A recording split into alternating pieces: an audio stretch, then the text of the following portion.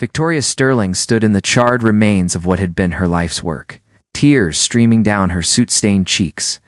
Flame and Fork, the restaurant she had poured every penny and sleepless night into, was nothing but blackened walls and twisted metal. Electrical fire had consumed everything in mere hours, leaving behind only the acrid smell of destruction and shattered dreams.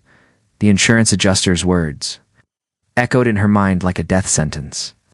"I'm sorry, Miss Sterling, but the policy doesn't cover electrical fires caused by faulty wiring. It appears to be a pre-existing condition that wasn't disclosed." 6 months of her life, her grandmother's recipes, her life savings, all reduced to ash because of outdated wiring she never knew existed. Her phone buzzed with another notification. Another bill, another reminder of the debt that was drowning her. It's the suppliers, the loan payments, the rent on her tiny apartment. Everything was due, and she had nothing left to give. Victoria sank onto a piece of debris that had once been her chef's station, burying her face in her hands. "Victoria, honey, you can't stay here forever." Lena Rodriguez, her best friend since culinary school, approached carefully through the rubble.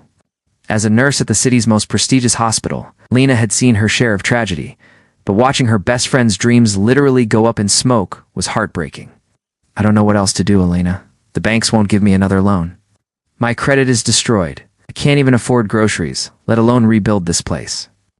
Victoria's voice cracked with exhaustion and despair.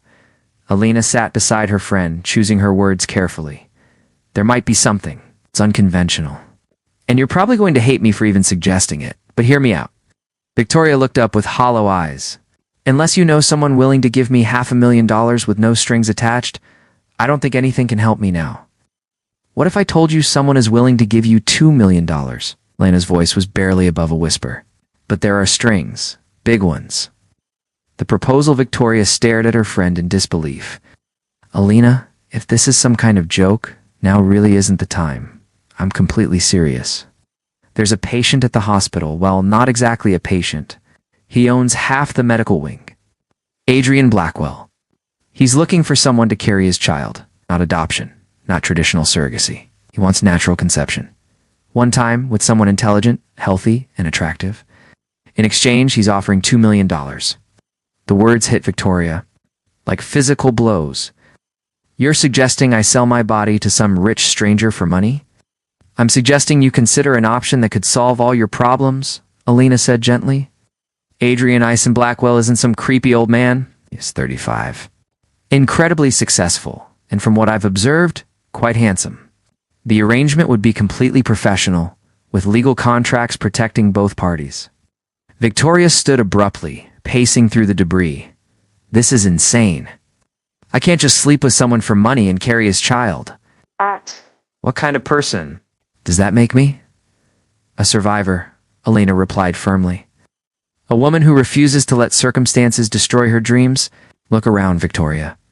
You have nothing left except your talent and your determination. Ow. This could give you the chance to rebuild, to create something even better than before."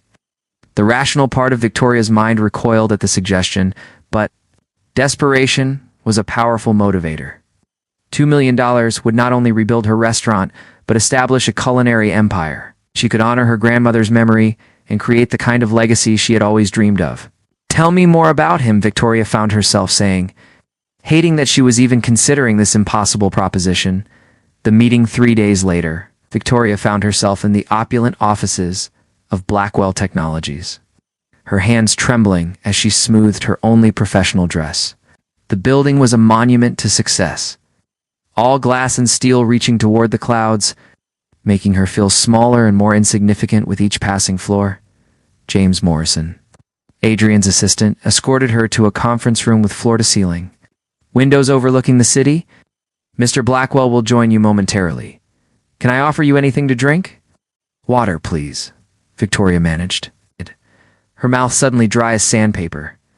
When Adrian Blackwell entered the room, Victoria's breath caught in her throat.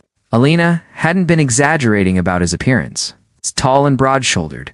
He moved with the confident grace of a man accustomed to commanding every room he entered. His dark hair was perfectly styled, and his steel-gray eyes seemed to take in everything at once. He wore an impeccably tailored suit that probably cost more than Victoria had ever made in a month. Miss Sterling, he said, extending his hand.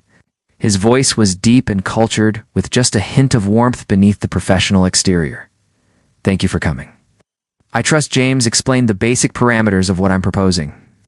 Victoria shook his hand, surprised by the firmness of his grip and the unexpected calluses on his palms. Somehow, she had expected softer hands from a man who worked behind a desk. He mentioned some of the details. Yes, though I have to admit, I'm still not entirely sure why I'm here. Adrian gestured for her to sit, taking the chair across from her rather than positioning himself behind the intimidating conference table. You're here because you need something I can provide, and I need something you can give me. It's a mutually beneficial arrangement. You make it sound like a business transaction, Victoria said, unable to keep the edge from her voice. Adrian's gaze was steady, unflinching. I've done my research, Miss Sterling. I know about the fire, the insurance denial, the mounting debts. I know you're facing bankruptcy and the loss of everything you've worked for. I'm offering you a solution. Victoria felt heat rise in her cheeks. You investigated me? Due diligence. If I'm going to trust someone with bringing my child into the world, I need to know everything about them. Your medical history is excellent. Your intelligence is evident from your culinary training and business plans, and your determination in building your restaurant despite numerous obstacles suggests the kind of character I want passed on to my heir. The clinical way he described her made Victoria's skin crawl, but she couldn't deny the logic behind his approach. What exactly are you looking for in return for this generous offer? Adrian leaned forward slightly, his expression intensifying. I want a child, my child, conceived naturally, carried to term by someone I trust to take care of themselves during pregnancy. After birth, the child would be legally mine, though you would have reasonable visitation rights if desired. And the conception part.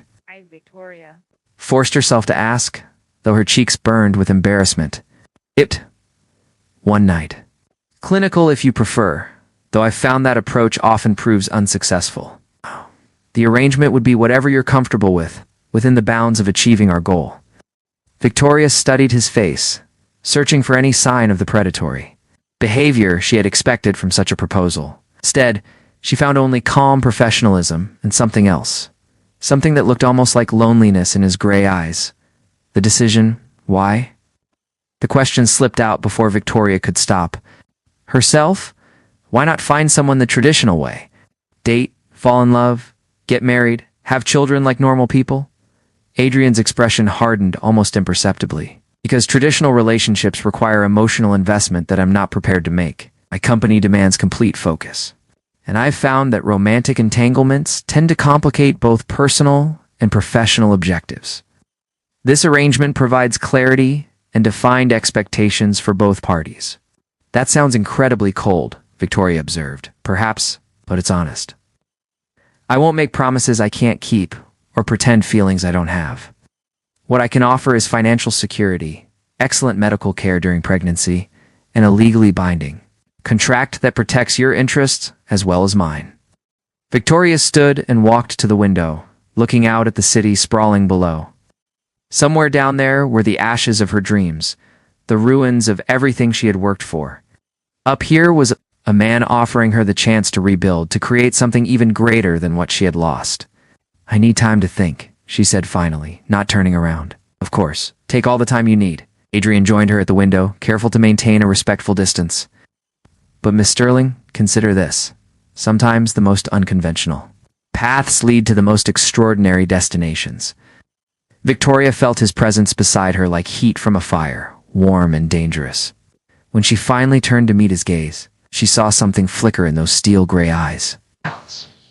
Something that suggested this arrangement might prove far more complicated than either of them anticipated.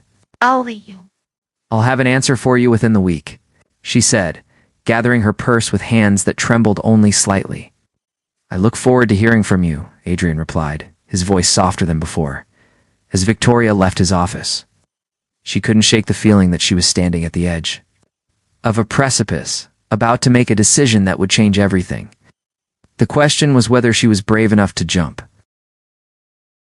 The contract signed. Victoria stared at the legal document spread across her kitchen table, its formal language making her stomach twist with anxiety. After 5 sleepless nights of deliberation, she had made her choice. Contract was comprehensive, protecting both parties while outlining every detail of their unusual arrangement. Her lawyer had been shocked, but admitted the terms were exceptionally favorable to Victoria. Alina sat beside her, offering silent support as Victoria picked up the pen with trembling fingers. "You don't have to do this," her friend whispered. "One last time." "Yes, I do," Victoria replied, her voice steadier than she felt. With a deep breath, she signed her name at the bottom of the page, officially agreeing to carry Adrian Blackwell's child in exchange for $2 million and the chance to rebuild her shattered dreams. Her phone buzzed immediately with a text from James Morrison confirming receipt of the signed contract. "Mr. Blackwell requests your presence tonight at 8 p.m. The address is attached. A car will collect you at 7:30. Victoria's heart hammered against her ribs. Tonight, after all the negotiations and medical examinations, tonight would be the night that changed everything. She had undergone thorough health screenings, fertility testing, and psychological evaluation. Everything had checked out perfectly. There were no more delays, no more reasons to postpone the inevitable. "I should go get ready," Victoria said. Standing on unsteady legs, Alina grabbed her hand. "Victoria, you know you can change your mind right up until the last moment, right? Contract or no contract. If you're not comfortable, you can walk away." Victoria squeezed her friend's hand gratefully. "I know, but I won't. This is my chance to have everything I've ever wanted. I just have to get through one night." The penthouse, Adrian's penthouse, occupied the entire top floor of the most exclusive building in the city. As the private elevator carried Victoria upward, she tried to calm her racing pulse. She had chosen a simple black dress, elegant but not seductive. Wanting to maintain the professional nature of their arrangement, the doors opened directly into Adrian's living space. And Victoria gasped despite herself. Floor-to-ceiling windows offered a breathtaking view of the city lights twinkling like stars below.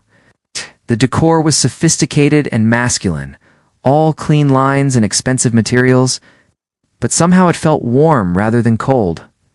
Adrian appeared. From what she assumed was the kitchen, carrying 2 glasses of wine. He had changed from his usual business attire into dark jeans and a white button-down shirt with the sleeves rolled up, revealing strong forearms. The casual look made him seem more approachable, more human. "Victoria," he said, offering her one of the glasses. "Thank you for coming." "Gosh, I know this situation is unusual for both of us." She accepted the wine gratefully, needing something to do with her nervous hands. "It's beautiful up here.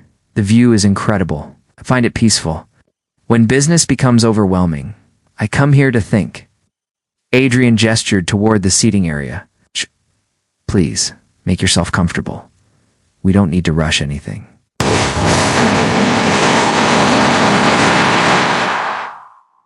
They sat on opposite ends of a plush sofa, the space between them feeling charged with unspoken tension.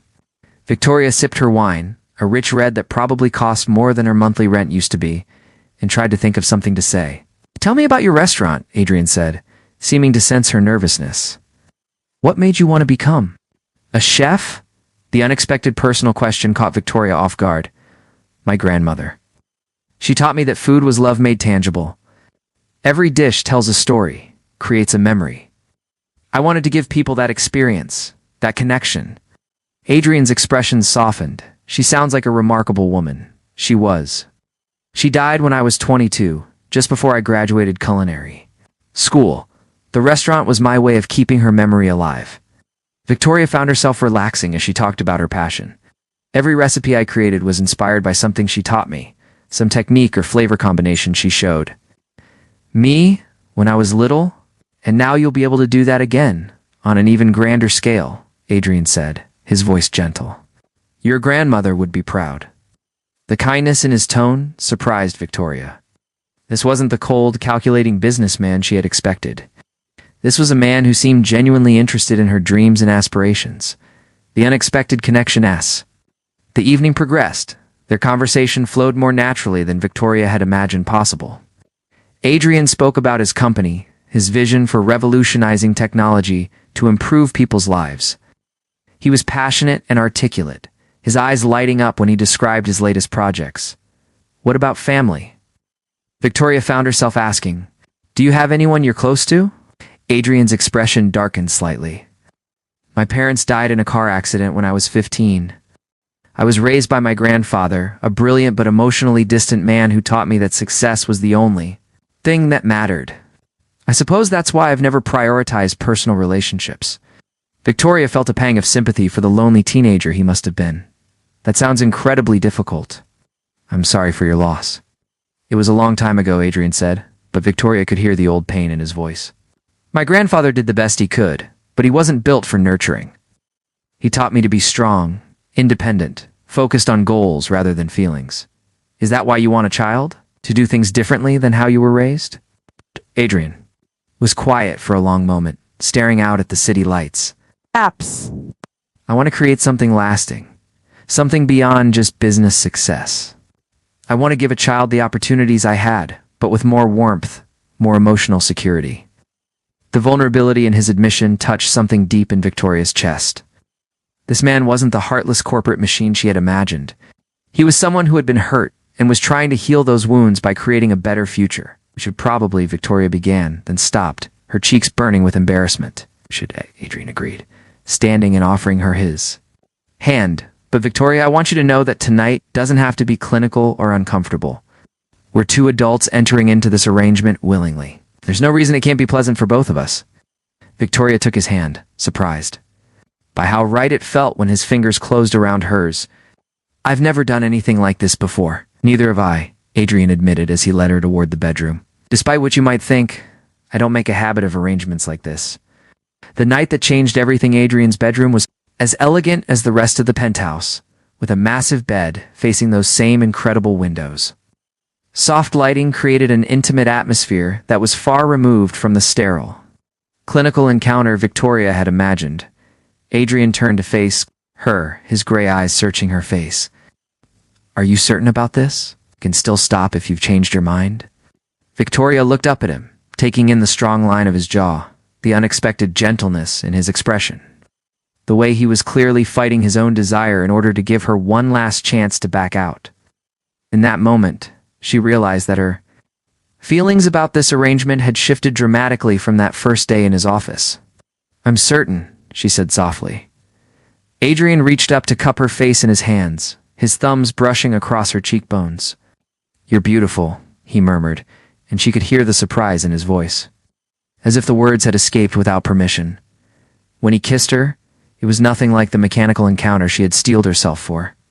His lips were warm and gentle, coaxing, rather than demanding. Victoria found herself responding, her hands moving to rest against his chest, feeling his heart beating as rapidly as her own. What followed was a revelation that shook Victoria to her core. Adrian touched her with reverent attention, as if she were something precious, rather than simply a means to an end. His hands explored her body with patient thoroughness, learning what made her gasp and arch against him. When he finally moved above her, his eyes never left her face, watching for any sign of discomfort or reluctance. What he found instead was desire, real and unmistakable, reflecting back at him. "Victoria," he whispered her name like a prayer as they moved together, finding a rhythm that felt natural despite the artificial circumstances that had brought them to this moment. The pleasure that built between them was unexpected and overwhelming. Victoria had prepared herself for duty, for endurance, for getting through what needed to be done. She hadn't prepared for the way Adrian made her feel cherished, desired, beautiful. She hadn't prepared for the way her own body responded to his touch, craving more rather than simply enduring. When release finally claimed them both, it was with an intensity that left them both breathless and clinging to each other. Adrian buried his face in her neck, his breathing ragged against her skin. For several long moments, they remained entwined, neither willing to break the spell that had settled over them. This wasn't supposed to happen. This was supposed to be a business transaction, clean and uncomplicated. Instead, it had become something else entirely, something that threatened to change everything they thought they knew about their arrangement. The morning after, Victoria woke to sunlight streaming through the massive windows and the scent of coffee drifting from the kitchen. For a moment, She lay still, remembering every detail of the night before. Her body still hummed with satisfaction, and she could feel the places where Adrian had touched her most thoroughly. Adrian appeared in the doorway carrying a tray with breakfast and coffee. He had pulled on pajama pants but remained shirtless, and Victoria couldn't help but admire the lean muscles of his chest and shoulders in the morning light. "Good morning," he said, his voice slightly uncertain. "I thought you might be hungry." Victoria sat up, pulling the sheet around herself modestly. "Thank you, that's very thoughtful." Adrian set the tray on the bed between them, the domestic gesture feeling surprisingly intimate. "Victoria, about last night." "It was unexpected," she said quickly, not wanting him to apologize or dismiss what had happened between them. "It was perfect," Adrian said quietly, his gray eyes meeting hers. "I want you to know that whatever happens next, last night meant something to me." "You mean something to me?" Victoria's heart fluttered at his words. Hey, this was dangerous territory. Feelings that went beyond their carefully constructed agreement. But as she looked at this powerful man who seemed suddenly vulnerable in the morning light, she realized it was too late to protect her heart. "What happens now?" she asked. "Now we wait and see if we succeeded in our goal," Adrian replied. "We figure out what this means for both of us." As Victoria sipped the perfect coffee he had made for her, she couldn't shake the feeling that their business arrangement had just become infinitely more complicated. The question was whether either of them was prepared for the emotional consequences of what they had started. 3 weeks later, Victoria stared at the positive pregnancy test in her trembling hands, her heart pounding with a mixture of excitement and terror. The plan had worked. In just over 8 months, she would give birth to Adrian Blackwell's child and receive the money that would rebuild her life. Everything should have felt perfect, yet she couldn't shake the complicated emotions that had been growing since their night together. Adrian had maintained respectful distance, sending daily texts asking about her well-being and arranging for the finest prenatal care money could buy, but he hadn't pushed for more personal contact, clearly struggling with the same confusion that plagued Victoria about where they stood with each other. "You're pregnant," Dr. Catherine Wells confirmed during Victoria's appointment, her warm smile. Professional, but genuine. "About 4 weeks along, everything looks perfectly healthy." Victoria nodded, placing a protective hand over her still flat stomach. "When should I tell Mr. Blackwell?" "Whenever you feel comfortable. Though I suspect he's been quite anxious for news, given the number of times his assistant has called to inquire about appointment scheduling." That afternoon, Victoria found herself standing outside Adrian's office building, having decided that news this important deserved to be delivered in person rather than through a sterile phone call. James Morrison looked surprised to see her but immediately ushered her up to Adrian's private office. Adrian stood when she entered, his usual composed expression betraying a flicker of concern. "Victoria, is everything all right?" "I'm pregnant," she said simply, watching as a range of emotions flickered across his face. Relief, satisfaction, and something deeper that looked remarkably like joy. "The doctor confirmed it this morning.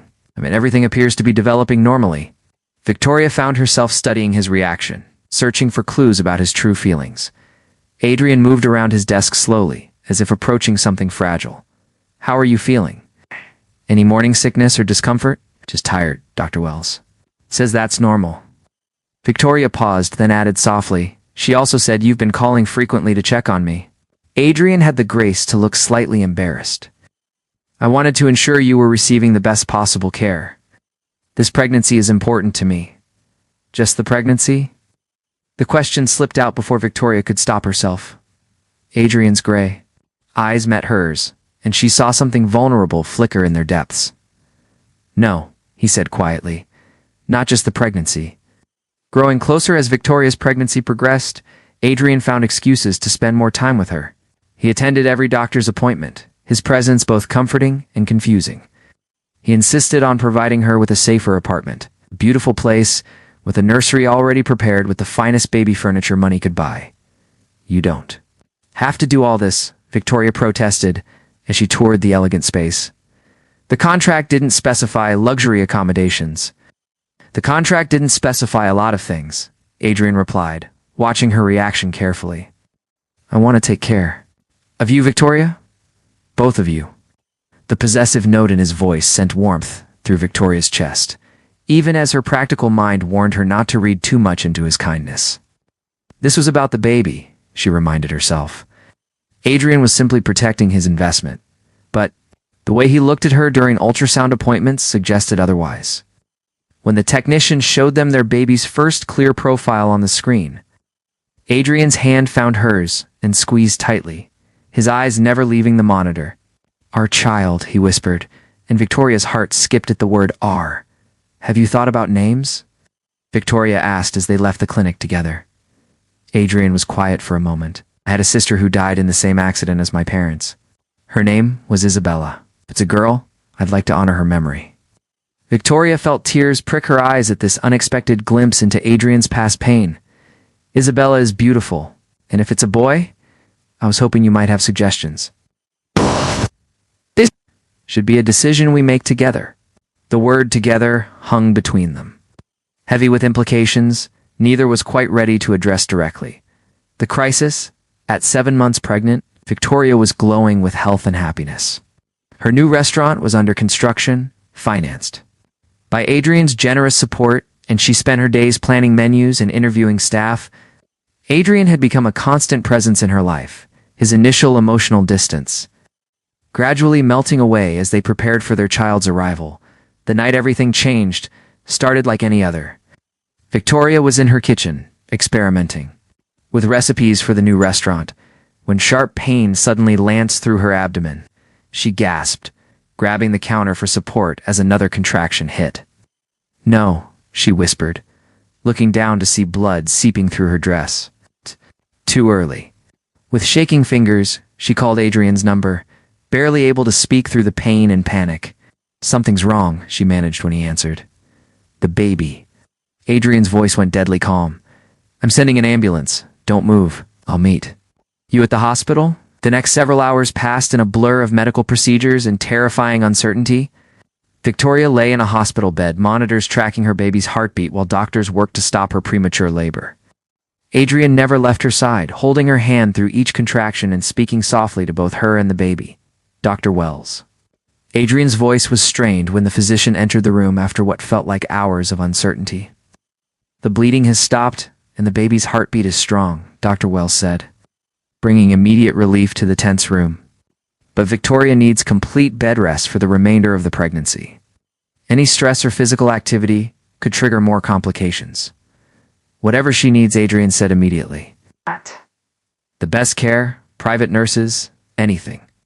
"Actually, Doctor," Wells continued, "what she needs most is emotional support and stress-free environment. The next 2 months are critical." The revelation that night, as Victoria dozed fitfully in her hospital bed, Adrian sat beside her, wrestling with emotions he had spent his entire adult life avoiding. The thought of losing either Victoria or their baby had terrified him in ways that business failures never could. Somewhere along the way, this woman had become infinitely more important to him than their contract had ever specified. When Victoria stirred awake, she found Adrian watching her with an expression she had never seen before. Raw, unguarded, completely vulnerable. Ow. "How are you feeling?" he asked softly. "Scared," Victoria admitted. "Adrian, if something happens to the baby, nothing is going to happen," he said firmly, bringing her hand to his lips to press a gentle kiss to her palm. "I won't let anything happen to either of you. This isn't your fault, you know," Victoria said, studying his face. "You don't have to blame yourself for every crisis." Adrian's laugh was bitter. "I've spent my entire life controlling everything around me, and the one time it truly matters, I'm completely powerless." "You're not powerless. You're here. You've been here through everything, even when the contract didn't require it." "Why?" Adrian was quiet for so long that Victoria thought he wouldn't answer. When he finally spoke, his voice was barely above a whisper. "Because I love you. I love both of you. I know that wasn't part of our agreement, and I know it complicates everything. I can't pretend anymore that this is just business." Victoria felt tears slip down her cheeks. "Adrian, I know you didn't sign up for my feelings," he continued, his words tumbling out as if a dam had burst. "I know you have every right to walk away once the baby is born and start fresh with your restaurant. But I had to tell you the truth. You deserve to know that what started as a contract became something real for me. Victoria reached up to cup his face, feeling the slight tremor in his jaw. You impossible, wonderful man.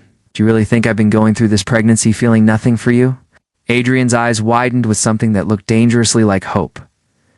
Victoria, I love you too, she whispered. I've been fighting it for months, telling myself it was just hormones or gratitude. But Adrian, I love you, not just as the father of my child, but as the man who brings me coffee every morning and remembers my grandmother's stories and holds my hand through doctor's appointments. The new beginning 2 months later, Isabella Rose Blackwell made her entrance into the world. Healthy and perfect, with her father's gray eyes and her mother's determined chin, Adrian cried when he held his daughter for the first time, all of his careful control crumbling in the face of pure love. She's perfect, he whispered, looking from the baby to Victoria with wonder. You're both perfect. Victoria watched this powerful man reduced to tears by the tiny life in his arms, and felt her heart expand with more love than she had ever thought possible.